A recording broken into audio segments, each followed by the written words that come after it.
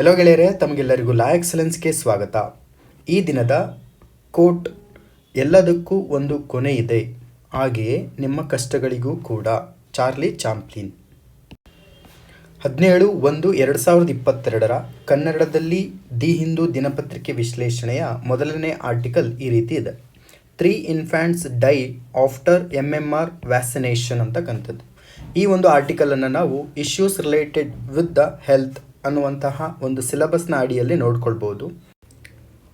ಈ MMR vaccination ಎಂದರೆ ಮಿಯಾಸಿಲ್ಸ್, mumps, rubella ಈ 3 ಕಾಯಿಲೆಗಳನ್ನು ಒಟ್ಟಾಗಿ ಸೇರಿ ಈ 3 ಕಾಯಿಲೆಗಳನ್ನು ತೆಗೆದುಹಾಕುವುದಕ್ಕಾಗಿ ನಮ್ಮ ಪ್ರಭುತ್ವ ತೆಗೆದುಕೊಂಡಿರುವಂತಹ ಒಂದು ಲಸಿಕಾ ಪ್ರೋಗ್ರಾಮ್ಗಳಿಗೆ ಅಥವಾ ಲಸಿಕಾ ಕಾರ್ಯಕ್ರಮಕ್ಕೆ MMR ವ್ಯಾಕ್ಸಿನೇಷನ್ ಅಂತ ಕರೀತವೆ. ಸೊ ಮಿಯಾಸಿಲ್ಸ್ ಅಂದರೆ ದಡಾರ, ಮಮ್ಸ್ ಅಂದರೆ ಮಂಗನ ಬಾವು, ರುಬೆಲ್ಲಾ ಅಂದರೆ ಅಗೇನ್ ಸೇಮ್ ಕನ್ನಡದಲ್ಲೂ ಕೂಡ ರುಬೆಲ್ಲಾ ಅಂತಲೇ. ಸೊ ಈ 3 ರೋಗಗಳು ಕೂಡ ವೈರಸ್ನಿಂದ ಬರ್ತಕ್ಕಂತಹ ರೋಗಗಳು. ಸೊ ಈ 3 ರೋಗಗಳ ವಿರುದ್ಧ ಒಂದು ಮಗುವಿನಲ್ಲಿ ಇಮ್ಯುನೈಸೇಷನ್, ರೋಗ ನಿರೋಧಕ ಶಕ್ತಿಯನ್ನು ಹೆಚ್ಚು ಮಾಡುವುದಕ್ಕಾಗಿ MMR ವ್ಯಾಕ್ಸಿನೇಷನನ್ನು ಮಾಡಲಾಗುತ್ತದೆ. ಸೊ ಇಲ್ಲಿ ಈ MMR ವ್ಯಾಕ್ಸಿನೇಷನ್ ಡ್ರೈವನ್ನು ಪ್ರೈಮರಿ ಹೆಲ್ತ್ ಕೇರ್ ಸೆಂಟರ್ಸ್ನ ಮೂಲಕ ಮಾಡಲಾಗುತ್ತದೆ. ಹಾಗಾದರೆ ಈ ಪ್ರೈಮರಿ ಹೆಲ್ತ್ ಕೇರ್ ಸೆಂಟರ್ಸ್, ಪ್ರಾಥಮಿಕ ಆರೋಗ್ಯ ಕೇಂದ್ರಗಳು ಅಂದರೆ ಏನು ಅಂತ ನೀವು ಕಾಮೆಂಟ್ ಸೆಕ್ಷನಲ್ಲಿ ಕಾಮೆಂಟ್ ಮಾಡಿ. ಈ 3 ರೋಗಗಳು ಕೂಡ ಸಾಂಕ್ರಾಮಿಕ ರೋಗಗಳು. ಏನು ನಾವು ಪ್ರಸ್ತುತವಾಗಿ ಒಮಿಕ್ರಾನ್, ಕೋವಿಡ್ ರೀತಿಯಾದಂತಹ ರೋಗಗಳು, ಸಾಂಕ್ರಾಮಿಕ ರೋಗಗಳನ್ನು ಫೇಸ್ ಮಾಡ್ತಾ ಇದ್ದೀವಲ್ವ, ಅದೇ ಥರ ಇದು ಕೂಡ ಮಿಯಾಸಿಲ್ಸ್, ಮಮ್ಸ್, ರುಬೆಲ್ಲನೂ ಕೂಡ ಸಾಂಕ್ರಾಮಿಕ ರೋಗಗಳು, ಕಮ್ಯುನಿಕೇಬಲ್ ಡಿಸೀಸಸ್ ಅಂತಕ್ಕಂಥದ್ದನ್ನು ಈ ಒಂದು ಆರ್ಟಿಕಲ್ ಹೇಳ್ತಾ ಇದೆ. ಇಲ್ಲಿ 3 infants died after MMR vaccination ಅಂದರೆ 3 ಮಕ್ಕಳು MMR ವ್ಯಾಕ್ಸಿನೇಷನ್ ಆದ ನಂತರವೂ ಕೂಡ ಸತ್ತು ಹೋಗಿದ್ದಾರೆ ಅನ್ನೋ ವಿಷಯಕ್ಕೆ ಮಾತನಾಡ್ತಾ ಇದ್ದಾರೆ. ಎಗೇನ್ ಇಲ್ಲಿ ವ್ಯಾಕ್ಸಿನೇಷನ್ಸ್ಗಳನ್ನು ನಾವು ಡೆವಲಪ್ಮೆಂಟ್ ಮಾಡೋದಕ್ಕೆ ಹಿಂದೆ ಉಳಿದಿದ್ದೇವೆ ಅನ್ನೋ ಒಂದು ಮೇನ್ ಕೋರ್ ಥೀಮನ್ನು ಈ ಒಂದು ಆರ್ಟಿಕಲ್ ಹೇಳ್ತಾ ಇದೆ. ಸೊ ಇಷ್ಟು MMR ವ್ಯಾಕ್ಸಿನೇಷನ್ಗೆ ಸಂಬಂಧಪಟ್ಟಿರ್ತಕ್ಕಂಥ ಮಾಹಿತಿ. ಮುಂದಿನ article: state attracts 1.6 lakh crore FDI so far in financial year 2022 ಅಂತಕ್ಕಂಥದ್ದು. ಈ ಒಂದು ಆರ್ಟಿಕಲನ್ನು ನಾವು ಇಂಡಿಯನ್ ಎಕಾನಮಿ ಅಥವಾ ಫಿಸಿಕಲ್ ಫೆಡರಲಿಸಮ್ ಎನ್ನುವಂತಹ ಪಠ್ಯಕ್ರಮದ ಅಡಿಯಲ್ಲಿ ನೋಡ್ಕೊಳ್ಬೋದು. This is more than 50% of such investment received in entire country, 200 startups to get 50 lakh each ಅಂತಕ್ಕಂಥದ್ದು. ಇಲ್ಲಿ ಕರ್ನಾಟಕ ಎನ್ನುವಂತಹ ಒಂದು ರಾಜ್ಯ 1.6 lakh crores ಅಂದರೆ 1.6 ಲಕ್ಷ ಕೋಟಿಗಿಂತಲೂ ಹೆಚ್ಚು FDI ಹಣವನ್ನು ಪಡೆದುಕೊಂಡಿದೆ. ಯಾವಾಗ 2022ರ ಹಣಕಾಸು ವರ್ಷದಲ್ಲಿ 1.6 ಲಕ್ಷ ಕೋಟಿಯಷ್ಟು FDIನ ಮುಖಾಂತರವಾಗಿ ಹಣವನ್ನು ಪಡೆದುಕೊಂಡಿದೆ. ಈ ಒಂದು ಹಣ ಭಾರತಾದ್ಯಂತ 50% ಅಂದರೆ ಭಾರತಾದ್ಯಂತ ಟೋಟಲ್ ರಾಜ್ಯಗಳಿಗೆ ಬಂದಂತಹ FDI ಹಣವನ್ನು ನಾವು ಕಂಪೇರ್ ಮಾಡಿಕೊಂಡ್ರೆ 50%ಕ್ಕಿಂತ ಹೆಚ್ಚು ಹಣ ಕರ್ನಾಟಕ ಸ್ಟೇಟಿಗೆ ಬಂದಿದೆ ಅನ್ನುವಂಥದ್ದನ್ನು ಈ ಒಂದು ಆರ್ಟಿಕಲ್ ಹೇಳ್ತಾ ಇದೆ. ಫಸ್ಟ್ ಆಫ್ ಆಲ್, ಈ ವಿದೇಶಿ ನೇರ ಹೂಡಿಕೆ ಅಂದರೆ ಏನು, ಫಾರಿನ್ ಡೈರೆಕ್ಟ್ ಇನ್ವೆಸ್ಟ್ಮೆಂಟ್ ಅಂದರೆ ಏನು ಅನ್ನೋದನ್ನು ನೋಡ್ಕೊಬೇಕು. ಒಂದು ದೇಶ ಇದೆ, ಅದರ ಒಂದು ಎಕ್ಸಾಂಪಲನ್ನು ಹೇಳೋದ್ರ ಮೂಲಕ ನಿಮಗೆ ಎಕ್ಸ್ಪ್ಲೇನ್ ಮಾಡ್ತೇನೆ. ಒಂದು ಕಂಪನಿ ಇದೆ, ಅದರ ಹೆಸರು A ಅಂತ. ಇದು ಫಾರಿನ್ ಕಂಪನಿ, ವಿದೇಶಿ ಕಂಪನಿ. ಅದೇ ಥರ ಭಾರತದಲ್ಲಿ ಒಂದು ಕಂಪ್ನಿ ಇದೆ, ಅದರ ಹೆಸರು B ಕಂಪನಿ ಅಂತ ಅಂದ್ಕೊಳ್ಳಿ. ಸೊ ಭಾರತದಲ್ಲಿರುವಂತಹ ಕಂಪನಿಗೆ ಶೇರ್ಸ್ ಮತ್ತು ಡಿಬೆಂಚರ್ಸ್ನ ಮೂಲಕ ವಿದೇಶದಲ್ಲಿರುವಂತಹ ಕಂಪನಿ ಇನ್ವೆಸ್ಟ್ಮೆಂಟ್ ಮಾಡುತ್ತೆ. ಈ ಇನ್ವೆಸ್ಟ್ ಮುಖಾಂತರವಾಗಿ ಬಂದಂತಹ ಹಣ ಇದೆಯಲ್ವಾ, ಈ ಹಣವನ್ನು ನಾವು ಫಾರಿನ್ ಡೈರೆಕ್ಟ್ ಇನ್ವೆಸ್ಟ್ಮೆಂಟ್ ಅಂತ ಕರಿತೀವಿ. ಈ ಇನ್ವೆಸ್ಟ್ಮೆಂಟ್, ಈ ಹೂಡಿಕೆ ಮುಖಾಂತರವಾಗಿ ವಿದೇಶದಲ್ಲಿರುವಂತಹ ಕಂಪನಿ ಅಥವಾ ಯಾವುದಾದ್ರೂ ಒಂದು ಲಾರ್ಜ್ ಸ್ಕೇಲ್ಸ್ ಕಂಪನಿ ಆಗಿರ್ಬೋದು, ಭಾರತೀಯ ಕಂಪನಿಯ ಮೇಲೆ ಇನ್ವೆಸ್ಟ್ ಮಾಡುವಂಥ ಹಣವನ್ನು ನಾವು ಶೇರ್ಸ್ ಮತ್ತು ಡಿಬೆಂಚರ್ಸ್ ರೂಪದಲ್ಲಿ ಇಡುತ್ತೇವೆ. ಇದನ್ನೇ ನಾವು ಡೈರೆಕ್ಟಾಗಿ ವಿದೇಶಿ ನೇರ ಹೂಡಿಕೆ ಅಂತ ಕರಿತೇವೆ. ಇದು 50%ಕ್ಕಿಂತ ಹೆಚ್ಚು ಕರ್ನಾಟಕಕ್ಕೆ ಬಂದಿದೆ ಅನ್ನುವಂತಹ ಮಾತನ್ನು ಈ ಒಂದು ಆರ್ಟಿಕಲ್ ಹೇಳ್ತಾ ಇದೆ. ಇದರ ಜೊತೆಗೆ ಕರ್ನಾಟಕ ಫಾರಿನ್ ಡೈರೆಕ್ಟ್ ಇನ್ವೆಸ್ಟ್ಮೆಂಟ್ ಲೀಡಿಂಗಲ್ಲಿ ಇದೆ. ಇದರ ಜೊತೆಗೆ ಈ ಫಾರಿನ್ ಡೈರೆಕ್ಟ್ ಇನ್ವೆಸ್ಟ್ಮೆಂಟ್ ಯಾವ ಸೆಕ್ಟರಲ್ಲಿ ಬಂದಿದೆ ಅನ್ನೋದನ್ನು ಆರ್ಟಿಕಲ್ ಹೇಳ್ತಾ ಇದೆ. ಇಲ್ಲಿ ಟೆಕ್ನಾಲಜಿ ಏರಿಯಾಸ್ಗಳು, aerospace, defence, agrotech, fintech, health tech and biotechnology, nano technology, electronics, drone technology, hospitality, food processing and manufacturing, hardware and ESDM ಅಂತಕ್ಕಂತಹ ಸೆಕ್ಟರ್ಸ್ಗಳಿಂದ, ವಲಯಗಳಿಂದ ಈ ಹಣ ಬಂದಿದೆ ಅಂತಕ್ಕಂಥದ್ದನ್ನು ಹೇಳ್ತಾ ಇದೆ. ಎಗೇನ್ ಕರ್ನಾಟಕದಲ್ಲಿ ಟೋಟಲ್ ಭಾರತಾದ್ಯಂತ 57,000 ಸ್ಟಾರ್ಟಪ್ಸ್ಗಳಿದ್ದಾವೆ. ಫಾರ್ ಎಕ್ಸಾಂಪಲ್ಲು ನಿಮಗೆ ಸ್ಟಾರ್ಟಪ್ಸ್ ಅಂದ ತಕ್ಷಣ ಆ ಸ್ಟಾರ್ಟಪ್ಸ್ಗಳಿಗೆ ಸಂಬಂಧಪಟ್ಟಂತೆ 1-2 ಉದಾಹರಣೆಗಳನ್ನು ನೀವು ಕಾಮೆಂಟ್ ಸೆಕ್ಷನಲ್ಲಿ ಕಾಮೆಂಟ್ ಮಾಡಿ, ರೈಟ್? ಸೊ ಭಾರತ ದೇಶದಾದ್ಯಂತ ಇರುವಂತಹ 57,000 ಸ್ಟಾರ್ಟಪ್ಸ್ಗಳಲ್ಲಿ ಕರ್ನಾಟಕ 13,000 ಸ್ಟಾರ್ಟಪ್ಸ್ಗಳನ್ನು ಹೊಂದಿದೆ ಅನ್ನುವಂತಹ ವಿಷಯ ಕರ್ನಾಟಕಕ್ಕೆ ಸಂಬಂಧಪಟ್ಟಿರ್ತಕ್ಕಂಥದ್ದು. ಸೊ ಇಲ್ಲಿ ತಾಂತ್ರಿಕವಾಗಿರ್ತಕ್ಕಂಥ ಅನ್ವೇಷಣೆಯನ್ನು ಸ್ಟಾರ್ಟ್ ಮಾಡೋದಕ್ಕೆ, ಅದನ್ನು ಪ್ರಮೋಟ್ ಮಾಡೋದಕ್ಕೆ 200 ಸ್ಟಾರ್ಟಪ್ಸ್ಗಳಿಗೆ 50 ಲಕ್ಷ ರೂಪಾಯಿ ಹಣವನ್ನು ನೀಡಲಾಗುತ್ತದೆ. ಈ ಮೂಲಕ ಅನ್ವೇಷಣೆಯನ್ನು ಮತ್ತು ತಾಂತ್ರಿಕವಾಗಿರ್ತಕ್ಕಂಥ ವ್ಯವಸ್ಥೆಯನ್ನು ನಾವು ಡೆವಲಪ್ಮೆಂಟ್ ಮಾಡ್ಬೋದು. ಇದರ ಜೊತೆಗೆ ಡಿಜಿಟಲ್ ಎಜುಕೇಷನ್ ಮತ್ತು ಸ್ಕಿಲ್ ಡೆವಲಪ್ಮೆಂಟ್ಗಳನ್ನು ಡೆವಲಪ್ಮೆಂಟ್ ಮಾಡ್ತೀವಿ. ಯಾವುದರ ಮೂಲಕ? NEP ಮುಖಾಂತರವಾಗಿ. ಸೊ ಈ NEP ಮುಖಾಂತರವಾಗಿ ಡೆವಲಪ್ಮೆಂಟ್ ಮಾಡಿದ್ರೆ ನಮಗೆ ಟೆಕ್ನಾಲಜಿಯಲ್ಲಿ ಟಾಪ್ ಪೊಸಿಷನ್ ಬರುತ್ತದೆ ಅನ್ನುವಂತಹ ಮಾತನ್ನು ಹೇಳ್ತಾ ಇದ್ದಾರೆ. ಅದರ ಜೊತೆಗೆ ART park, artificial intelligence and robotic translation park ಎನ್ನುವಂತಹ ಒಂದು ಪಾರ್ಕನ್ನು ಇಂಡಿಯನ್ ಇನ್ಸ್ಟಿಟ್ಯೂಟ್ ಆಫ್ ಸೈನ್ಸಲ್ಲಿ ನಾವು ಸ್ಟಾರ್ಟ್ ಮಾಡ್ತೇವೆ ಅನ್ನುವಂತಹ ಒಂದು ಮಾತನ್ನು ಈ ಆರ್ಟಿಕಲ್ ಹೇಳ್ತಾ ಇದೆ. ಇದರ ಜೊತೆಗೆ according to the minister focus was to grow and develop hardware sector. Software ಮತ್ತು ಹಾರ್ಡ್ವೇರ್ ಸೆಕ್ಟರ್ಸ್ ಎರಡರಲ್ಲೂ ಕೂಡ ಡೆವಲಪ್ಮೆಂಟನ್ನು ಕಾಣ್ತೇವೆ. ಇದರ ಜೊತೆಗೆ ESDM electronic system design and manufacturing policy ಮುಖಾಂತರವಾಗಿ 5,000 ಕೋಟಿ ಹಣವನ್ನು ಸಬ್ಸಿಡಿಯ ಮುಖಾಂತರವಾಗಿ ಹಣವನ್ನು ನೀಡಲಾಗುತ್ತದೆ ಅನ್ನುವಂತಹ ಮಾತನ್ನು ಈ ಒಂದು ಆರ್ಟಿಕಲ್ ಹೇಳ್ತಾ ಇದೆ. ಇದರ ಜೊತೆಗೆ ಕೇಂದ್ರ ಸರ್ಕಾರ 14 ಸ್ಟಾರ್ಟಪ್ಸ್ಗಳನ್ನು ಅವಾರ್ಡ್ನ ಮುಖಾಂತರವಾಗಿ ಅದಕ್ಕೆ ಉತ್ತೇಜನವನ್ನು ನೀಡಿದೆ. ಇದು ಕೇಂದ್ರ ಸರ್ಕಾರದ ಟೋಟಲ್ 56 ಸ್ಟಾರ್ಟಪ್ಸ್ಗಳಲ್ಲಿ ಕರ್ನಾಟಕದ 14 ಸ್ಟಾರ್ಟಪ್ಸ್ಗಳಿಗೆ ಅವಾರ್ಡನ್ನು ಕೊಟ್ಟಲಾಗಿದೆ ಅಂತ ಈ ಒಂದು ಆರ್ಟಿಕಲ್ ಹೇಳ್ತಾ ಇರೋದ್ರಿಂದ, ಸೊ ಟೋಟಲ್ ಓವರಾಲ್ ಆಗಿ ಕರ್ನಾಟಕ ಜೊತೆಗೆ ಭಾರತದಲ್ಲಿ ಟೆಕ್ನಾಲಜಿಕಲ್ ಡೆವಲಪ್ಮೆಂಟ್ ಯಾವ ರೀತಿ ಆಗಬೇಕು, ಆ ಟೆಕ್ನಾಲಜಿಕಲ್ ಡೆವಲಪ್ಮೆಂಟ್ಗೆ ನಾವು ಫೈನಾನ್ಸ್ ಯಾವ ರೀತಿ ಕೊಡಬೇಕು, ಸೊ ಗೌರ್ನಮೆಂಟಿಂದ ಅದಕ್ಕೆ ಯಾವ ರೀತಿ ಇನಿಷಿಯೇಟಿವನ್ನು ತೆಗೆದುಕೊಳ್ಬೇಕು ಅನ್ನೋದಕ್ಕೆ ಸಂಬಂಧಪಟ್ಟಂತೆ ಕಂಪ್ಲೀಟ್ ಈ ಒಂದು ಆರ್ಟಿಕಲ್ ಮಾತನಾಡ್ತಿದೆ ಅಂತ ಹೇಳ್ತಾ ಮುಂದಿನ ಆರ್ಟಿಕಲನ್ನು ನೋಡ್ಕೊಳ್ಳೋಣ. ಮುಂದಿನ article, first Omicron case detected in Beijing ahead of Olympics ಅಂತಕ್ಕಂಥದ್ದು. ಈ ಒಂದು ಆರ್ಟಿಕಲನ್ನು ಇಂಪಾರ್ಟೆಂಟ್ ಈವೆಂಟ್ಸ್ ಅನ್ನುವಂತಹ ಒಂದು ಸಿಲೆಬಸ್ನ ಅಡಿಯಲ್ಲಿ ನೋಡ್ಕೊಳ್ಬೋದು. ಈ ಒಲಿಂಪಿಕ್ಸ್ ಅನ್ನುವಂಥದ್ದು 4 ವರ್ಷ, ಪ್ರತಿ 4 ವರ್ಷಕ್ಕೆ ಒಂದು ಬಾರಿ ನಡೆಯುವಂತಹ ಜಗತ್ತಿನಲ್ಲಿಯೇ ಅತ್ಯಂತ ಪ್ರಸಿದ್ಧವಾದ ಕ್ರೀಡೆ. ಜಗತ್ತಿನಾದ್ಯಂತ ಮೋರ್ ದ್ಯಾನ್ 200 ನೇಷನ್ಸ್, 200 ರಾಷ್ಟ್ರಗಳಿಗಿಂತಲೂ ಹೆಚ್ಚು ರಾಷ್ಟ್ರಗಳು ಈ ಒಲಿಂಪಿಕ್ಸ್ ಕ್ರೀಡೆಯಲ್ಲಿ ಭಾಗವಹಿಸ್ತವೆ. ಈ ಒಲಿಂಪಿಕ್ಸ್ನಲ್ಲಿ 2 ವಿಧ, ಒಂದು ಚಳಿಗಾಲದ ಒಲಿಂಪಿಕ್ಸ್, ಇನ್ನೊಂದು ಬೇಸಿಗೆಗಾಲದ ಒಲಿಂಪಿಕ್ಸ್, ವಿಂಟರ್ ಆ್ಯಂಡ್ ಸಮ್ಮರ್ ಅಂತ ಕರೀತೇವೆ. 2022ರ ಚಳಿಗಾಲದ ಒಲಿಂಪಿಕ್ಸ್ ಎಲ್ಲಿ ನಡೆಯುತ್ತದೆ ಅಂತ ಕ್ವಶನ್ ಕೇಳಿದರೆ ಬೀಜಿಂಗ್ ಅಂತ ಹೇಳಬೇಕು. ಜೊತೆಗೆ ಮೋಟೋ, ಈ ಒಂದು 2022ರ ಚಳಿಗಾಲದ ಒಲಿಂಪಿಕ್ಸ್ನ motto together for a shared future. So ಬೀಜಿಂಗಲ್ಲಿ ನಡೆಯುವಂತಹ ಚಳಿಗಾಲದ ಒಲಿಂಪಿಕ್ಸ್ನಲ್ಲಿ ಮುಂದೆ ಏನು ನಡೀತಕ್ಕಂತಹ ಚಳಿಗಾಲದ ಒಲಿಂಪಿಕ್ಸ್ನ ಬೀಜಿಂಗ್ನಲ್ಲಿ ನಡೆಯುತ್ತೆ. ಬಟ್ ಆದರೆ ಇಲ್ಲಿ ಒಮಿಕ್ರಾನ್ ಡಿಟೆಕ್ಟ್ ಆಗಿರೋದ್ರಿಂದ, ಅದರ ಜೊತೆಗೆ ನ್ಯೂ ಲೂನಾರ್ ಇಯರ್ ಇನ್ ಬೀಜಿಂಗ್, ಇವೆರಡೂ ಸೆಲೆಬ್ರೇಷನ್ ಇರೋದ್ರಿಂದ ಒಮಿಕ್ರಾನ್ ಕೇಸ್ ಡಿಟೆಕ್ಟ್ ಆಗಿದೆ ಅನ್ನೋದನ್ನು ಈ ಒಂದು ಆರ್ಟಿಕಲ್ ಹೇಳ್ತಾ ಇದೆ.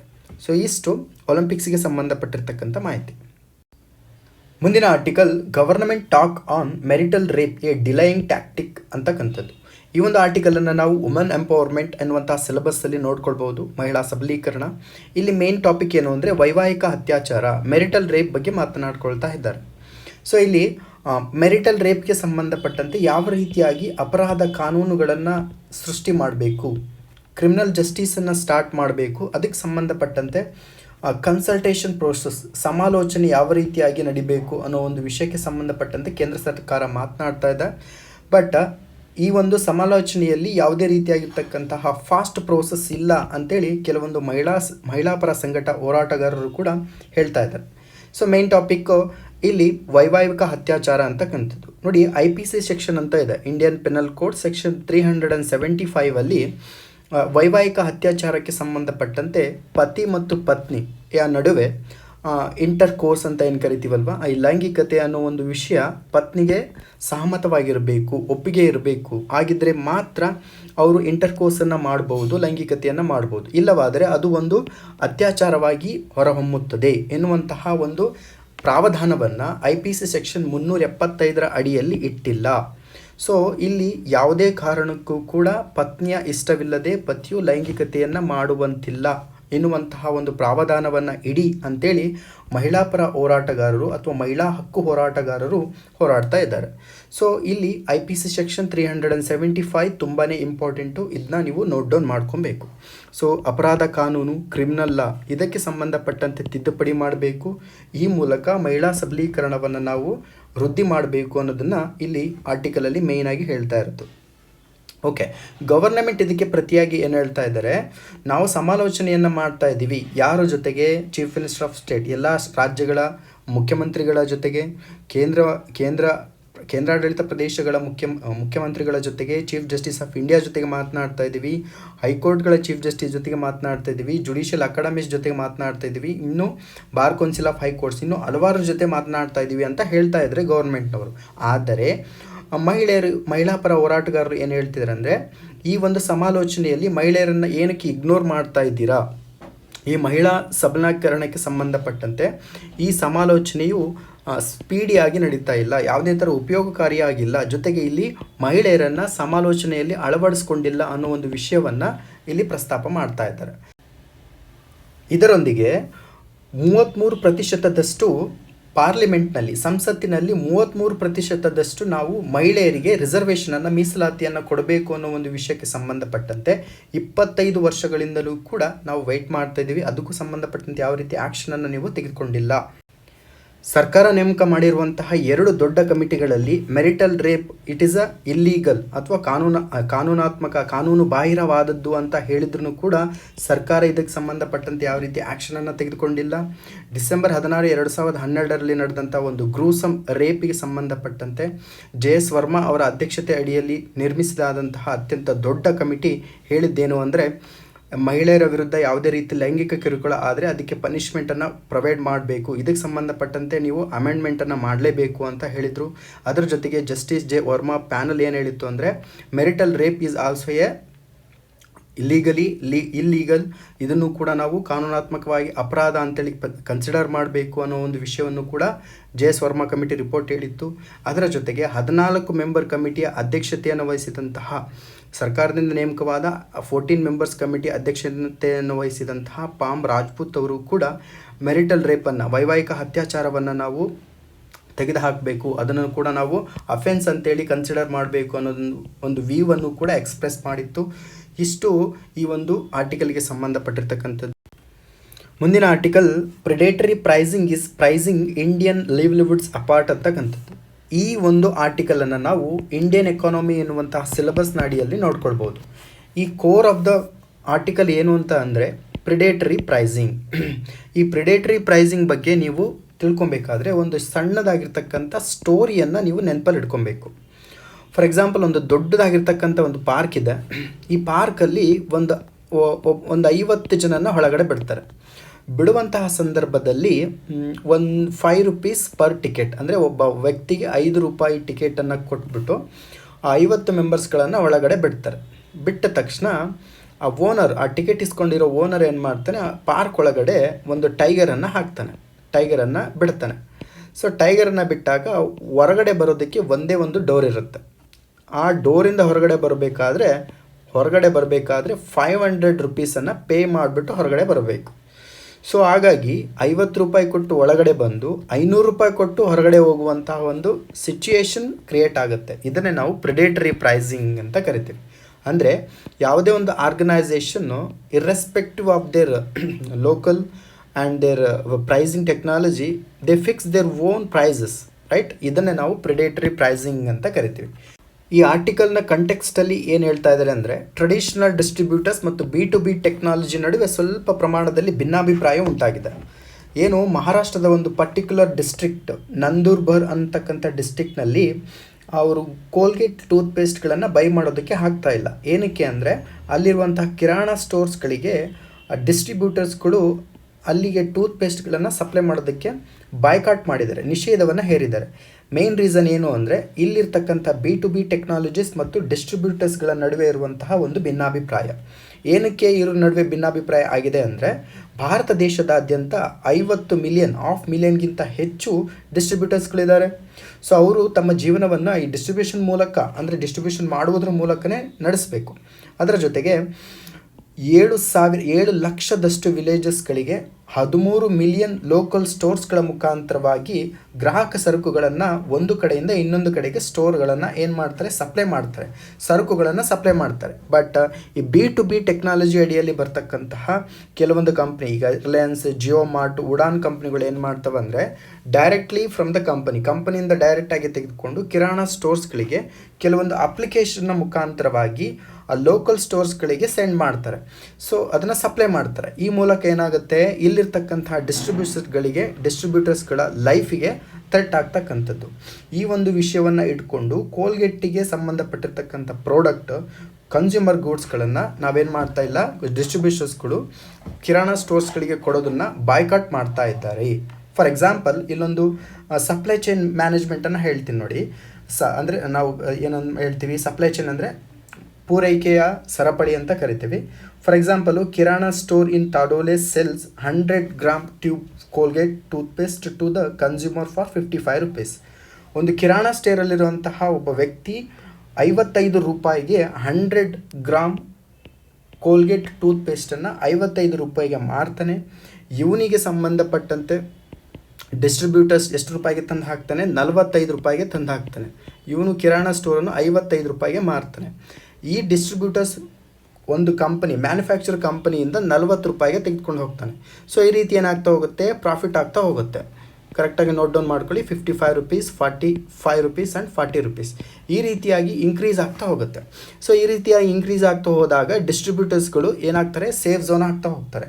ಆದರೆ B2B ಅಲ್ಲಿ ಏನಾಗ್ತಾ ಹೋಗುತ್ತೆ, ಕೋಲ್ಗೇಟು ಲೋಕಲ್ ಸ್ಟೋರ್ಸ್ಗಳಿಗೆ ಡೈರೆಕ್ಟಾಗಿ 35 ರೂಪಾಯಿಗೆ ಕೊಡೋದಕ್ಕೆ ಸ್ಟಾರ್ಟ್ ಮಾಡ್ತಾರೆ. ಆವಾಗ ಇಲ್ಲಿ ಕನ್ಸ್ಯೂಮರ್ಸ್ಗಳಿಗೂ ಕೂಡ ಹೆಲ್ಪ್ ಆಗುತ್ತೆ, ಅದರ ಜೊತೆಗೆ ಈ ಕಿರಾಣಾ ಸ್ಟೋರ್ಸ್ಗಳಿಗೂ ಹೆಲ್ಪ್ ಆಗುತ್ತೆ. ಬಟ್ ಡಿಸಡ್ವಾಂಟೇಜ್ ಯಾರಿಗಾಗುತ್ತೆ, ಡಿಸ್ಟ್ರಿಬ್ಯೂಟರ್ಸ್ಗಳಿಗೆ ಡಿಸಡ್ವಾಂಟೇಜ್ ಆಗುತ್ತೆ. ಈ ಮೂಲಕ ಪ್ರಿಡೇಟರಿ ಪ್ರೈಸಿಂಗು ವಿರುದ್ಧವಾಗಿ ಡಿಸ್ಟ್ರಿಬ್ಯೂಟರ್ಸ್ಗಳು ಹೋರಾಡ್ತಾ ಇದ್ದಾರೆ ಅನ್ನೋ ಒಂದು ವಿಷಯವನ್ನು ಇಟ್ಕೊಂಡು ಮಾತನಾಡ್ಕೊತ ಹೋಗ್ತಿದ್ದಾರೆ. ಇಲ್ಲಿ ಪ್ರಿಡೇಟರಿ ಪ್ರೈಸಿಂಗನ್ನು ಭಾರತ ಒಂದೇ ಅಲ್ಲ, ಇತರೆ ಹಲವು ರಾಷ್ಟ್ರಗಳಲ್ಲೂ ಕೂಡ ಇದನ್ನು ಬ್ಯಾನ್ ಮಾಡಿದ್ದಾರೆ. First of all it is A crime ಅಂತಲೂ ಕೂಡ ಸರ್ಟಿಫೈ ಮಾಡಿದ್ದಾರೆ. ಸೊ ಇದರ ಜೊತೆಗೆ ಇಲ್ಲೀಗಲ್ ಪ್ರಿಡೇಟರಿ ಪ್ರೈಸಿಂಗ್ಸ್ಗಳನ್ನು ಕಡಿಮೆ ಮಾಡೋದಕ್ಕೆ ಜೊತೆಗೆ ಸ್ಟಾರ್ಟಪ್ಸ್ಗಳು, ಬಿಗ್ ಕಾರ್ಪೊರೇಟ್ಸ್ಗಳನ್ನು ಕೂಡ ನಿಯಂತ್ರಣದಲ್ಲಿಡೋದಕ್ಕೆ ಒಂದು ನೀತಿಯನ್ನು ರಚನೆ ಮಾಡಬೇಕಾಗುತ್ತದೆ. ಈ ಮೂಲಕ ಪ್ರಿಡೇಟರಿ ಪ್ರೈಸಿಂಗನ್ನು ನಾವು ಜಾಸ್ತಿ ಸಪೋರ್ಟ್ ಮಾಡಿದಷ್ಟು ಭಾರತ ದೇಶದಾದ್ಯಂತ 20 ಮಿಲಿಯನ್ಗಿಂತಲೂ ಹೆಚ್ಚು ಈ ಮೀಡಿಯೇಟರೀಸ್ ಅಥವಾ ಇಂಟರ್ಮೀಡಿಯೇಟರೀಸ್ ಅಥವಾ ಡಿಸ್ಟ್ರಿಬ್ಯೂಟರ್ಸ್ಗಳ ರೋಲು ಕಡಿಮೆ ಆಗ್ತಾ ಹೋಗುತ್ತೆ. ಈ ಮೂಲಕ ಅವರ ಸಪ್ಲೈ ಚೈನ್, ಅಂದರೆ ಕನ್ಸ್ಯೂಮರ್ ಗೂಡ್ಸ್ ಸಪ್ಲೈ ಚೈನಲ್ಲಿ ಅವರ ರೋಲು ಕಡಿಮೆ ಆದಷ್ಟು ಅವರನ್ನೇ ನಂಬಿಕೊಂಡಿರ್ತಕ್ಕಂಥ ಫ್ಯಾಮಿಲಿನೂ ಕೂಡ ಅನ್ರೆಸ್ಟ್ ಆಗುತ್ತೆ, ಅವರ ಫ್ಯಾಮಿಲಿನೂ ಕೂಡ ಕೆಳಮಟ್ಟಕ್ಕೆ ಬರುತ್ತೆ ಅನ್ನೋ ಒಂದು ವಿಷಯವನ್ನು ಈ ಒಂದು ಆರ್ಟಿಕಲ್ ಹೇಳ್ತಾ ಇದ್ದಾರೆ. ಇಲ್ಲಿ predatory pricing is very important. ಇದರಿಂದ ಕಾಮರ್ಸ್ ಯಾವ ರೀತಿ ಅಫೆಕ್ಟ್ ಆಗ್ತಿದೆ, ಅದರ ಜೊತೆಗೆ ಇಂಡಿಯನ್ ಎಕಾನಮಿ ಯಾವ ರೀತಿ ಅಫೆಕ್ಟ್ ಆಗ್ತಿದೆ ಅನ್ನೋ ಒಂದು ಪಾಯಿಂಟನ್ನು ನೋಟ್ ಡೌನ್ ಮಾಡಿಕೊಂಡು ಕರೆಕ್ಟಾಗಿ ವ್ಯೂ ಪಾಯಿಂಟನ್ನು ರೆಡಿ ಮಾಡಿ ಇಟ್ಕೊಬೇಕು. ಇಷ್ಟು ಈ ಪ್ರೆಡೇಟರಿ ಪ್ರೈಸಿಂಗ್ಗೆ ಸಂಬಂಧಪಟ್ಟಿರ್ತಕ್ಕಂಥ ಮಾಹಿತಿ. ಮುಂದಿನ article taxing crypto currency transaction ಅನ್ನುವಂಥದ್ದು. ಇದನ್ನು ನಾವು ಇಂಡಿಯನ್ ಎಕಾನಮಿ ಅನ್ನುವಂಥ ಸಿಲೆಬಸ್ನ ಅಡಿಯಲ್ಲಿ ನೋಡ್ಕೊಳ್ಬೋದು. ಟ್ಯಾಕ್ಸಿಂಗ್ ಕ್ರಿಪ್ಟೋ ಕರೆನ್ಸಿ ಅಂದರೆ ಕ್ರಿಪ್ಟೋ ಕರೆನ್ಸಿಗೆ ಸಂಬಂಧಪಟ್ಟಂತೆ ಒಂದು ರೆಗ್ಯುಲೇಟರಿ ಎನ್ವಿರಾನ್ಮೆಂಟ್ ಬೇಕು, ಅದಕ್ಕೂ ಕೂಡ ಒಂದು ಟ್ಯಾಕ್ಸ್ ರೀಜಿಮ್ ಅಂತಕ್ಕಂಥದ್ದನ್ನು ಬೇಕು. ಆಗ ಮಾತ್ರ ನಾವು ಕ್ರಿಪ್ಟೋ ಕರೆನ್ಸಿಗಳನ್ನು ಏನು ಮಾಡ್ಬೋದು, ಕಂಟ್ರೋಲ್ ಮಾಡ್ಬೋದು. ಅದಕ್ಕೂ ಒಂದು ರೆಗ್ಯುಲೇಟರಿ ಫ್ರೇಮ್ವರ್ಕನ್ನು, ನಿಯಂತ್ರಣ ಪರಿಸರವನ್ನು ರೂಪುಗೊಳಿಸಬಹುದು ಅನ್ನೋ ವಿಷಯಕ್ಕೆ ಸಂಬಂಧಪಟ್ಟಂತೆ ಈ ಆರ್ಟಿಕಲ್ ಮಾತನಾಡ್ಕೊಳ್ತಾ ಇದೆ. ಇದರ ಜೊತೆಗೆ ಈ ಕ್ರಿಪ್ಟೋ ಕರೆನ್ಸಿಗಳನ್ನು ನಾವು ಇಂಟ್ರಡಕ್ಷನ್ ಮಾಡಿದಾಗ್ಲಿಂದನೂ ಕೂಡ ಅದಕ್ಕೆ ಆದಂತಹ ಒಂದು ಸಪ್ರೇಟ್ ಆದಂತಹ ಸವಾಲುಗಳು ಮುಂದಿನ ದಿನಗಳಲ್ಲಿ ಕಂಡುಬರುತ್ತದೆ. ಅದಕ್ಕೋಸ್ಕರ ನಾವು ಟ್ಯಾಕ್ಸಿಂಗ್ ಟ್ರಾನ್ಸಾಕ್ಷನ್ಸ್ಗಳನ್ನು ಮಾಡಬೇಕು ಅನ್ನೋ ಒಂದು ವಿಷಯವನ್ನು ಹೇಳ್ತಾ ಇದೆ. ಇದರ ಜೊತೆಗೆ central government crypto currency and regulation of official digital currency ಬಿಲ್ಲನ್ನು ಪಾರ್ಲಿಮೆಂಟಲ್ಲಿಟ್ಟಿದೆ. ಇದರ ಜೊತೆಗೆ ಕಂಟಿನ್ಯೂ ಅಂದರೆ ಕ್ರಿಪ್ಟೋ ಕರೆನ್ಸಿಗೆ ಸಂಬಂಧಪಟ್ಟಂತೆ ಬೆಳವಣಿಗೆಗಳು ಮುಂದೆ ಹೋಗ್ತಾನೆ ಇದ್ದಾವೆ. ಇದರ ಜೊತೆಗೆ ಒಂದು ಲಿಬರಲ್ ಎಸ್ಟಿಮೇಟ್ ಏನು ಹೇಳ್ತಾ ಇದೆ ಅಂದರೆ ಭಾರತ ದೇಶದಲ್ಲಿ 10 ಕೋಟಿಗೂ ಹೆಚ್ಚು ಜನ ಇನ್ವೆಸ್ಟ್ಮೆಂಟನ್ನು ಈ ಕ್ರಿಪ್ಟೋ ಕರೆನ್ಸಿಯಲ್ಲಿ ಮಾಡಿದ್ದಾರೆ. ಅದು $10 ಮಿಲಿಯನ್ ಮೌಲ್ಯವನ್ನು ಹೊಂದಿದೆ. ಸೊ ಇದು ಏನು ಮಾಡುತ್ತೆ, ಏನನ್ನು ಕ್ರಿಯೇಟ್ ಮಾಡುತ್ತೆ ಅಂದರೆ ಟ್ಯಾಕ್ಸ್ ರೆವಿನ್ಯೂವನ್ನು ಕ್ರಿಯೇಟ್ ಮಾಡುವುದರ ಜೊತೆಗೆ ಟ್ಯಾಕ್ಸ್ ಟ್ರಾನ್ಸಾಕ್ಷನಲ್ಲಿ ಸೃಷ್ಟಿಯಾಗುವಂತಹ ಕೆಲವೊಂದು ಲೋಪದೋಷಗಳು, ಕೆಲವೊಂದು ರಿಸ್ಕ್ಗಳನ್ನು ಕೂಡ ಫ್ರೇಮ್ವರ್ಕ್ ಮಾಡ್ತಾ ಇದೆ, ಎತ್ತು ಹೇಳ್ತಾ ಇದೆ ಅನ್ನೋ ಒಂದು ವಿಷಯವನ್ನು ಹೇಳ್ತಾ ಇದ್ದಾರೆ. ಅದರ ಜೊತೆಗೆ ಇನ್ಕಮ್ ಟ್ಯಾಕ್ಸ್ ಆ್ಯಕ್ಟ್ 1961 ಆದಾಯ ತೆರಿಗೆ ಕಾಯ್ದೆ 1961 ಪ್ರಕಾರವಾಗಿ ಈ ಕ್ರಿಪ್ಟೋ ಕರೆನ್ಸಿಗೆ ಸಂಬಂಧಪಟ್ಟಂತೆ ಒಂದು ವಿಶೇಷವಾದ ಒಂದು ನಿರ್ದಿಷ್ಟವಾಗಿರ್ತಕ್ಕಂತಹ ಲಾ ಅನ್ನೋದು ಇಲ್ಲ. ಇದಕ್ಕೆ ಸಂಬಂಧಪಟ್ಟಂತೆ ಯಾವುದೇ ರೀತಿ ಅಮೆಂಡ್ಮೆಂಟ್ ಕೂಡ ಆಗಿಲ್ಲ. ಸೊ ಕ್ರಿಪ್ಟೋ ಕರೆನ್ಸಿ ಟ್ರಾನ್ಸಾಕ್ಷನ್ ಈಸಿಯಾಗಿ ನಡೀತಾ ಇದೆ. ಈ ಇನ್ಕಮ್ ಟ್ಯಾಕ್ಸ್ ಆ್ಯಕ್ಟ್ 1961 ಅಡಿಯಲ್ಲಿ, ಅದರ ಒಂದು ಪರಿವಿಧಿಯಲ್ಲಿ ಈ ಕ್ರಿಪ್ಟೋ ಕರೆನ್ಸಿ ಆ್ಯಕ್ಟ್ ಬರೋದಿಲ್ಲ ಅನ್ನೋದನ್ನು ಈ ಒಂದು ಆರ್ಟಿಕಲ್ ಹೇಳ್ತಾ ಇದೆ. ಮೊದಲ ಬಾರಿಗೆ ಈ ಕ್ರಿಪ್ಟೋ ಕರೆನ್ಸಿ ಅಂದರೆ ಏನು, ಫಸ್ಟ್ ಆಫ್ ಆಲ್ ಈ ಕ್ರಿಪ್ಟೋ ಕರೆನ್ಸಿಯನ್ನು ನಾವು ಯಾವ ರೀತಿ ಟ್ರಾನ್ಸಾಕ್ಷನ್ ಮಾಡ್ತೀವಿ ಅನ್ನೋ ಒಂದು ವಿಷಯವನ್ನು ತಿಳ್ಕೊಬೇಕಾಗುತ್ತೆ. ಫಾರ್ ಎಕ್ಸಾಂಪಲ್, ಅದಕ್ಕಿಂತ ಮುಂಚೆ ಬ್ಲಾಕ್ ಚೈನ್ ಟೆಕ್ನಾಲಜಿ ಅಂತ ಒಂದು ಟೆಕ್ನಾಲಜಿ ಇದೆ. ಈ ಬ್ಲಾಕ್ ಚೈನ್ ಟೆಕ್ನಾಲಜಿ ಮೂಲಕ ಹಲವಾರು ರೀತಿಯಾಗಿರ್ತಕ್ಕಂಥ ಬ್ಲಾಕ್ಗಳನ್ನು ನಾವು ಸೃಷ್ಟಿ ಮಾಡ್ತೇವೆ. ಸೊ ಈ ಬ್ಲಾಕ್ಗಳನ್ನು ಸೃಷ್ಟಿ ಮಾಡೋದ್ರ ಮೂಲಕ ಆನ್ಲೈನ್ ಟ್ರಾನ್ಸಾಕ್ಷನ್ ನಡೀತಾ ಹೋಗುತ್ತೆ. ಸೊ ಈ ಬ್ಲಾಕಿಂದ ಈ ಬ್ಲಾಕಿಗೆ, ಈ ಬ್ಲಾಕಿಂದ ಈ ಬ್ಲಾಕಿಗೆ, ಈ ಬ್ಲಾಕಿಂದ ಈ ಬ್ಲಾಕಿಗೆ, ಈ ಬ್ಲಾಕಿಂದ ಈ ಬ್ಲಾಕಿಗೆ, ಈ ರೀತಿಯಾಗಿ ಹಲವಾರು ಬ್ಲಾಕ್ಗಳಿಂದ ಇನ್ಫಾರ್ಮೇಷನ್ ಶೇರ್ ಆಗುತ್ತೆ. ಅದರ ಜೊತೆಗೆ ಟ್ರಾನ್ಸಾಕ್ಷನ್ ಕೂಡ ಆಗುತ್ತೆ. ಸೊ ಇಲ್ಲಿ ಕ್ರಿಪ್ಟೋ ಕರೆನ್ಸಿಗೆ ಸಂಬಂಧಪಟ್ಟಂತೆ ಒಂದು ವಸ್ತುವಿನ ಅಂದರೆ ಒಂದು ಪರ್ಟಿಕ್ಯುಲರ್ ಪ್ರಾಡಕ್ಟಿನ ಸ್ಟೋರೇಜು, ಅದರ ಜೊತೆಗೆ ಅದರ ಒಂದು ಅದರ ಸೇಲ್ ಮತ್ತು ಅದರ ಸ್ಟೋರೇಜು ಇವೆರಡೂ ಕೂಡ ವರ್ಚುವಲ್ ಆಧಾರದಲ್ಲಿ ನಡೆಯುತ್ತೆ. ವರ್ಚುವಲ್ ಆಧಾರದಲ್ಲಿ ನಡೆಯುವುದರ ಮೂಲಕ ಈ ಕ್ರಿಪ್ಟೋ ಕರೆನ್ಸಿ ತನ್ನ ಕೆಲಸವನ್ನು ಕಂಪ್ಲೀಟ್ ಮಾಡುತ್ತೆ. ಬಟ್ ಇದಕ್ಕೆ ಯಾವುದೇ ಜುರಿಸ್ಡಿಕ್ಷನ್ ಇಲ್ಲ, ಇದಕ್ಕೆ ಯಾವುದೇ ಒಂದು ಲೀಗಲ್ ಪರ್ಮಿಷನ್ ಇಲ್ಲ ಅನ್ನೋ ಒಂದು ವಿಷಯವನ್ನು ನಾವು ತಿಳ್ಕೊಬೇಕು. ಅಂತಿಮವಾಗಿ ಟ್ರೈನಿಂಗ್ ಈಸ್ ಇಂಪಾರ್ಟೆಂಟ್, ಅಂದರೆ ತರಬೇತಿ. ಈ ಒಂದು ವಿಷಯಕ್ಕೆ ಸಂಬಂಧಪಟ್ಟಂತೆ ಕ್ರಿಪ್ಟೋ ಕರೆನ್ಸಿಗಳನ್ನು ನಿರ್ವಹಣೆ ಮಾಡಬೇಕಾದ್ರೆ ಅಗತ್ಯವಾದಂತಹ ತರಬೇತಿ ಬೇಕು. ಮುಖ್ಯವಾಗಿ ಬ್ಲಾಕ್ ಚೈನ್ ಟೆಕ್ನಾಲಜಿ ಎನ್ನುವಂತಹ ವಿಷಯಕ್ಕೆ ಸಂಬಂಧಪಟ್ಟಂತೆ ಅದರಲ್ಲೂ ಕೂಡ ನಮ್ಮ ನೇಷನ್ಸ್ ಆಫೀಸರ್ಸ್ಗಳಿಗೆ ತರಬೇತಿ ಬೇಕು. ಈ ನಿಟ್ಟಿನಲ್ಲಿ United Nation Office on Drugs and Crimes, cyber crime, anti money laundering section develop ಮಾಡಿದೆ ಒಂದು ಯೂನಿಕೋ ಕ್ರಿಪ್ಟೋ ಕರೆನ್ಸಿ ಟ್ರೈನಿಂಗ್ ಮಾಡ್ಯೂಲನ್ನು. ಆ ರೀತಿಯಾದಂತಹ ಟ್ರೈನಿಂಗ್ ಮಾಡ್ಯೂಲನ್ನು ಕೂಡ ನಾವು ಡೆವಲಪ್ಮೆಂಟ್ ಮಾಡಬೇಕು. ಈ ಒಂದು ಟ್ರೈನಿಂಗ್ ಮಾಡ್ಯೂಲ್ನ ಮುಖಾಂತರವಾಗಿ ಟ್ಯಾಕ್ಸ್ ಆಫೀಸರ್ಸ್ಗಳಿಗೆ ಅಂದರೆ ತೆರಿಗೆ ಅಧಿಕಾರಿಗಳಿಗೆ ಟ್ರಾನ್ಸಾಕ್ಷನ್ಗೆ ಸಂಬಂಧಪಟ್ಟಂತೆ ಕ್ಲಿಯರ್ ಅಂಡರ್ಸ್ಟ್ಯಾಂಡಿಂಗ್ ಸಿಗುತ್ತೆ. ಟ್ಯಾಕ್ಸ್ ಅಥಾರಿಟಿಗಳು ಕೂಡ ಕ್ರಿಪ್ಟೋ ಕರೆನ್ಸಿ ಟ್ರಾನ್ಸಾಕ್ಷನ್ಸ್ಗಳು ಯಾವ ರೀತಿ ನಡೆದಿದೆ ಅದಕ್ಕೆ ಸಂಬಂಧಪಟ್ಟಿರ್ತಕ್ಕಂಥ ಕಂಪ್ಲೀಟ್ ಸಾಫ್ಟ್ವೇರ್, ಫಾರೆನ್ಸಿಕ್ ಸಾಫ್ಟ್ವೇರ್ಗಳ ಮೂಲಕ ಮಾಹಿತಿಯನ್ನು ಪಡ್ಕೊಳ್ತಾರೆ. ಸೊ ಇಲ್ಲಿ USA ಒಂದು ಇಂಟರ್ನಲ್ ರೆವಿನ್ಯೂ ಸರ್ವಿಸ್ ಮತ್ತು ಗ್ರಾಫ್ಸೆನ್ಸ್ ಅನ್ನುವಂತಹ ಒಂದು ಟೆಕ್ನಾಲಜಿಯನ್ನು, ಒಂದು ವಿಶಿಷ್ಟವಾಗಿರ್ತಕ್ಕಂಥ ಟೆಕ್ನಾಲಜಿಯನ್ನು ಯುರೋಪಿಯನ್ ಯೂನಿಯನ್ ಕೂಡ ಬಳಸ್ಕೊಳ್ತಾ ಇದೆ. ಸೊ ಇವೆರಡು ಟೆಕ್ನಾಲಜಿ ಮುಖಾಂತರವಾಗಿ ಕ್ರಿಪ್ಟೋ ಕರೆನ್ಸಿಗೆ ಸಂಬಂಧಪಟ್ಟಂಥ ವ್ಯಾಲ್ಯೂಮ್ ಇನ್ಫಾರ್ಮೇಷನ್ಸ್ಗಳನ್ನು ಪಡ್ಕೊಳ್ತಾ ಇದೆ. ಆದುದರಿಂದ ಈ ಕ್ರಿಪ್ಟೋ ಕರೆನ್ಸಿಗಳನ್ನು ತಯಾರು ಮಾಡಬೇಕು ಅಥವಾ ನಿಯಂತ್ರಣ ಮಾಡಬೇಕು ಅಂದರೆ ನಾವು ಈ ಟ್ಯಾಕ್ಸ್ ಆಫೀಸರ್ಸ್ಗಳಿಗೆ ತರಬೇತಿಯನ್ನು ಕೊಡಬೇಕು. ಅದರ ಜೊತೆಗೆ ಅತ್ಯಾಧುನಿಕವಾಗಿರ್ತಕ್ಕಂಥ ಸಾಫ್ಟ್ವೇರ್ಸ್ಗಳನ್ನು ಡೆವಲಪ್ಮೆಂಟ್ ಮಾಡಬೇಕು ಅನ್ನೋದನ್ನು ಈ ಒಂದು ಆರ್ಟಿಕಲ್ ಹೇಳ್ತಾ ಇದೆ. ಸೊ ಇಷ್ಟು ಈ ಒಂದು ಆರ್ಟಿಕಲ್ಗೆ ಸಂಬಂಧಪಟ್ಟಿರ್ತಕ್ಕಂಥ ಮಾಹಿತಿ. ಮುಂದಿನ ಆರ್ಟಿಕಲ್ ಫ್ರೆಂಡ್ ಇನ್ ನೀಡ್ ಅಂತಕ್ಕಂಥದ್ದು. ಈ ಒಂದು ಆರ್ಟಿಕಲನ್ನು ನಾವು ಇಂಟರ್ನ್ಯಾಷನಲ್ ರಿಲೇಷನ್ಶಿಪ್ IR ಅಡಿಯಲ್ಲಿ ನೋಡ್ಕೊಳ್ಬೋದು. So India and Sri Lanka have shown an ability to quickly act on promises to each other ಅಂತಕ್ಕಂಥದ್ದು. ಸೊ ಈ ಭಾರತ ದೇಶದ ಎಕ್ಸ್ಟರ್ನಲ್ ಮಿನಿಸ್ಟರ್ ಆಗಿರುವಂತಹ ಜೈಶಂಕರ್ ಮತ್ತು ಶ್ರೀಲಂಕಾದ ಎಕ್ಸ್ಟರ್ನಲ್ ಮಿನಿಸ್ಟರ್ ಆಗಿರ್ತಕ್ಕಂಥ ಬಸಿಲ್ ರಾಜಪಕ್ಷ ಅವರ ನಡುವೆ ಆನ್ಲೈನ್ ಮೀಟಿಂಗ್ ನಡೆದಿದೆ. ಈ ಒಂದು ಮೀಟಿಂಗ್ನ ಮುಖಾಂತರವಾಗಿ ಚೀನಾ ದೇಶ ಏನು ಆರ್ಥಿಕ ಬಿಕ್ಕಟ್ಟನ್ನು ಎದುರಿಸ್ತಾ ಇದೆ, ಅದರಿಂದ ಜೊತೆಗೆ ಆರ್ಥಿಕ ಮತ್ತು COVID-19 ಸವಾಲುಗಳನ್ನು ಮುಂದಿನ ದಿನಗಳಲ್ಲಿ ಎದುರಿಸ್ತಾ ಇದೆ. ಈ ಒಂದು ವಿಷಯಕ್ಕೆ ಸಂಬಂಧಪಟ್ಟಂತೆ ಮುಂದಿನ ದಿನಗಳಲ್ಲಿ ಆರ್ಥಿಕ ಬಿಕ್ಕಟ್ಟು ಇನ್ನೂ ಹೆಚ್ಚಾಗಬಹುದು. ಈ ವಿಷಯಕ್ಕೆ ಭಾರತ ಮತ್ತು ಚೀನಾ ದೇಶಗಳು ನಮಗೆ ಸಹಾಯವನ್ನು ಮಾಡಬೇಕು ಅನ್ನೋ ಒಂದು ವಿಷಯವನ್ನು ಶ್ರೀಲಂಕಾ ದೇಶವೂ ಕೂಡ ಭಾರತ ಮತ್ತು ಚೀನಾ ದೇಶದ ಮುಂದೆ ಇಟ್ಟಿದೆ. ಇದಕ್ಕೆ ಪ್ರತಿಯಾಗಿ ಭಾರತ ಶ್ರೀಲಂಕೆಗೆ ಸಪೋರ್ಟಿವ್ ಆಗಿ ಇರಬೇಕು ಅನ್ನೋ ಒಂದು ನಿರ್ಧಾರವನ್ನು ತೆಗೆದುಕೊಂಡಿದೆ.